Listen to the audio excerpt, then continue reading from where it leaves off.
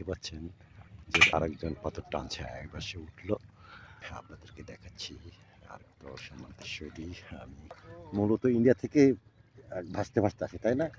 হ্যাঁ, সম্ভবত এটা ইন্ডিয়া থেকে ভাসতে ভাসতে আসে যখন পানি অনেক পানি হয়, ওরা যখন পানি ছেড়ে দেয় এবং বর্ষাকালে সেখান থেকে পাথরগুলো অটোমেটিক্যালি ভাসতে ভাসতে আসে, আসার পরে এই করতা নদীর ভিতরে জমাট বেঁধে থাকে।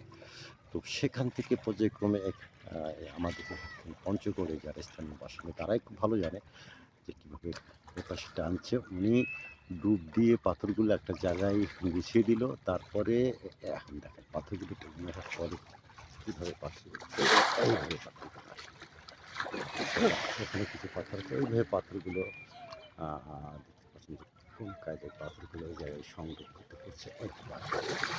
আবার ওখানে দিল ভাই, ওখান থেকে ডুব দিয়ে পাথরগুলো বেলচায় দিয়ে দেবে, বেলচা থেকে তখন তারা টান মারবে। তারপর দেখেন হ্যাঁ পাথর দিয়ে দিয়েছে এখানে বেলচা থেকে টান মারছে, আস্তে আস্তে টান মারছে, আস্তে আস্তে দুইজন দিয়ে টান মারছে। দুইজনের টান মারার পরে হ্যাঁ ওই ডুব দিয়ে উঠে পড়েছে। এবার দুই এই পাথর দেখেন, মার্শাল্লাহ মার্শাল্লাহ, আবার বেলচাটা দিয়ে দিচ্ছে। এবার আবার উনি ডুব দেবে, ডুব দিয়ে সে পাথরগুলো মই বা বেলচা যাই বলেন এখন ওখানে গুছিয়ে দিচ্ছে।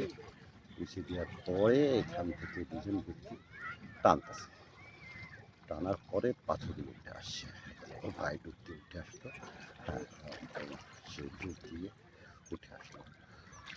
এটা কত পরিশ্রম হতে পারে, এটা এটা এটা যারা দেখবে তারাই, আপনারা যারা দেখবেন তারা বুঝতে পারবেন। উনি আবার ডুব দিলেন, এটা কত বড় পরিশ্রমের কাজ।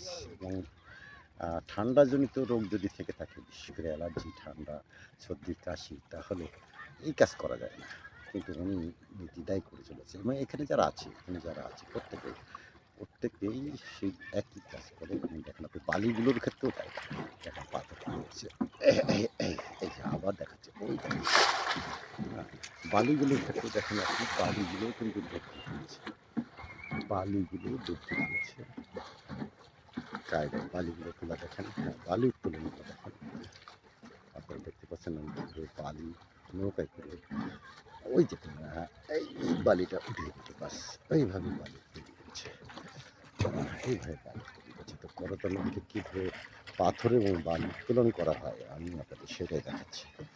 আমাদের সৌদি দর্শক শ্রোতা, এটা সৌভাগ্য যে এরকম সুযোগ আমি পেয়েছি, সবসময় কথা হয় না। আরেকদিকে পাথর উত্তোলন হচ্ছে, বালি উত্তোলন হচ্ছে, আরেকদিকে পাথর উত্তোলন, একদিকে পাথর, মার্শাল্লাহ মার্শাল্লাহ। ওপাশে দেখেন, ওপাশে আবার ভাই ডুব দিবে, ডুব দিল, ডুব দিয়ে ময়ের সাথে করে পাথরগুলো এক জায়গায় গুছিয়ে দেবে, গুছিয়ে দেওয়ার পরে দুজনে টানবে।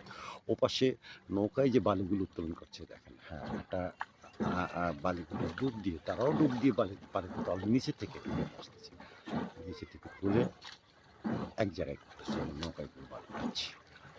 এইভাবেই পঞ্চগড়ে করতোয়া নদীর মাঝখান থেকে পাথর শ্রমিক এবং বালি শ্রমিকরা এইভাবেই পরিশ্রম করে তারা অর্থ উপার্জন করে এবং তাদের জীবন জীবিকা নির্বাহ করে। সুপ্রিয় দর্শক মণ্ডলী,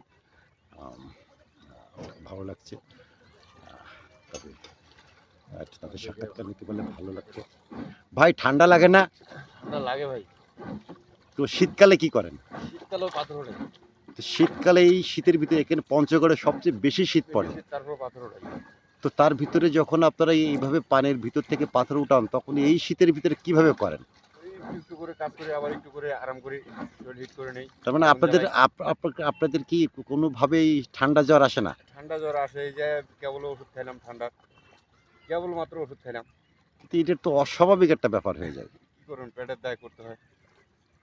তো এটা একেবারে মানবতার একটা ব্যাপার, অমানবিক মানে ব্যাপার হয়ে যায়, যেটা কল্পনাও করা যায় না। এটা আমি তো অবাক হয়ে যাচ্ছি যে এটা যখন, এটা না এখন গরমকাল ঠিক আছে আপনারা করছেন, কিন্তু কতক্ষণ পানির ভিতরে থাকা যায়? ওই যে দুই ভাইও এরকম করছে এবং পাশাপাশি আরও যারা আছে তারা প্রত্যেকেই।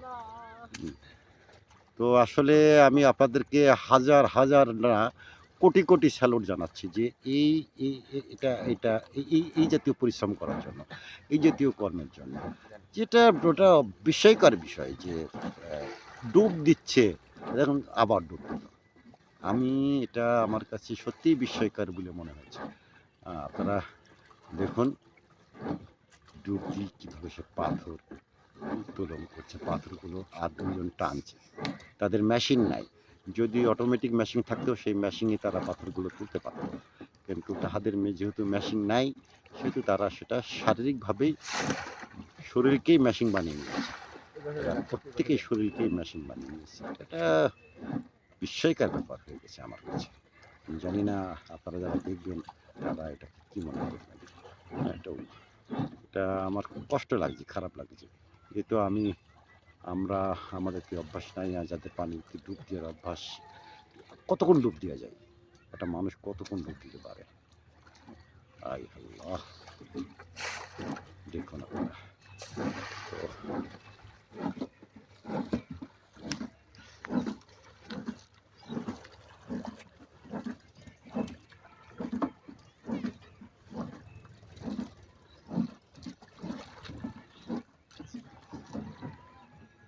চিন্তা করুন, একজন এইভাবে ডুব দিয়ে ওপাশে একজন জেলেকে দেখা যাচ্ছে, উনি মাছ ধরছে জাল দিয়ে।